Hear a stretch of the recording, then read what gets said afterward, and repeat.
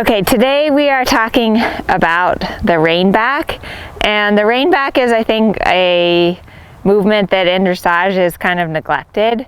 It first shows up at second level, and you'll have a rein back in second level, third level, fourth level, in the I1, and even in the Grand Prix. So it's really an important movement to school with your horse, and at first it can be really difficult for your horse to understand. So I'm going to give you some tips today, and I hope this video is helpful. Okay, so the first thing that you want to work on for your rein back is it's important to have a good halt in order to rein back. Like when you ride a test, it will say like C, halt, immobile, rein back. So you want to halt and stand still before the rein back. This is really important in dressage. So when you halt, a few things. One is you want your horse to stand square, and you want your horse to be on the bit. So I can tell by my shadow that's pretty good. I'm going to walk again. You don't want your horse to anticipate the rein back, but if you have a good halt, you'll likely have a good rein back. If you have a bad halt, you're going to have a bad rein back. So let me see if I can demonstrate a bad halt. So if your horse halts and they go above the bit and they're out behind, which I can't really tell, but if your horse's hind legs are out or they're not squared up, so if your halt is bad, you're going to have a hard time doing a rein back. So if your horse halts and he's strung out and he's above the bit, like from here, it's going to be hard for me to rein him back. He's a good boy and he did it. Good boy.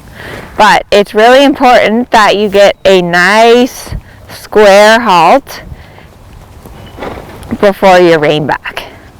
So once you've worked on your halts and you're able to get a nice square halt with your horse being round, come on, step that foot, good boy. Then the way that I get my horse to back up, everyone has a little different signal, but I kind of think of if I had wheels here in my hips, that I'm turning those wheels backwards. So I'm sitting a little bit back. Some people put their lower leg a little bit back. I put a little pressure in my rein, so I close the door in front and I ask him to back. Every step, release, release, release, release, close my leg to walk forward. So it's important that for every time your horse backs up, you release a little bit the rein. So back, release, release, release, release, release, walk forward. Boy. So that's the ideal world. Now, if your horse isn't backing up, like if you literally cannot get your horse to back up from the saddle, which happens a lot, what I recommend is getting off and doing it from the ground. So to back your horse up from the ground, you can do it a few ways, but the most useful way is to just have the reins over their head and then just simply put pressure on them and ask them to back up. And it's a little bit helpful to do it from the ground because you can use a whip and tap them a little on the shoulder, or you can just kind of push on them to get them to back up. Like I can push my hand a little bit on his shoulder and show him how to back up. I also have some other videos on groundwork that go a little bit more into how to get the horse to back up from the ground. But if you can't get it done under saddle, just get off and do it from the ground. I want the same thing, like when I'm backing him up from the ground, I want him to flex at the pole. I want his pole to stay up. I want him to back straight, which he's not really. There. There. Good boy. Good boy. So if you can't get it from the saddle, just get off, get it done from the ground, and then get back on. You can also have someone come and stand beside your horse and help them understand to back up with you on them. That can be helpful if your horse still doesn't understand it. What the judge is looking for in the rein back, like if you have a rein back in a dressage test, they're looking for a few things. One is that the first thing they judge is the halt. So they want to see a nice square halt with the horse on the bit. Then what they want to see is the correct number of steps. So it'll specify like 3 to 4 or 5 steps. So you want the right number of steps, and the steps have to be diagonal. So if we have 5 steps, 1, 2, 3, 4, 5, walk. So that was 5.5. So I might get a little ding for that. Usually in the dressage test, the rein back is from the trot, and then after the rein back you either walk out or trot out again. So like in I1 and in some of the 3rd level tests, you'll have C, halt, rein back, and trot. Good boy, that was nice.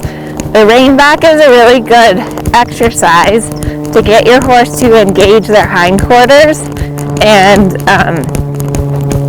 it can be a really good tool to mix into your training. It's also a really good submission exercise that you test your horse is really listening to you. It's not quite square. Boy. And again, I'm thinking about those wheels in my hips. I'm trying not to pull, and then I want to trot right out of it. Boy, that was pretty good. Let me do one from the other side. So, you know, again, the judge wants to see that it's harmonious. They don't want to see your horse stick their head up or that you have to seesaw in their mouth. They want to see the correct number of steps. They want to see that the horse backs up straight. Sometimes the horses will only want to back crooked because they're not strong even behind, and then they'll run into the rail. Good boy. And trot again. So let me show you some of the common mistakes that I see, and I don't know if he's gonna show you them because he's such a good boy, but a lot of times what riders do is that they'll, instead of using their seat, they'll just go like this and just pull on their horse to the halt. So you see what happened. He went down in front, his head came up, and then for the rein back, they'll just pull like this. And he's being a good boy, but sometimes when you just pull, they're not going to back up. They're just going to pull more against you. So it's really important that you have a nice round halt, that you use your seat, that your horse is on the bit, and so then that once he's on the bit, that I can just kind of think about those wheels in my hips, closing my leg a little bit, and asking him to back up nicely. Now he's a little stuck because he was above the bit. His hind legs are out behind him. He's not straight, so it'd probably be better for me to walk him forward, get a nicer halt, and then, good boy, good job, boy. So give these exercises a try, comment, let me know if this was helpful. But the rein back is a really hard movement, but it can be a really useful movement to engage your horse's hindquarters, strengthen them back there, and it's not a lot of wear and tear on them. And also check out those videos that I have on groundwork, because that's a great place to start with the rein back. Thanks for watching.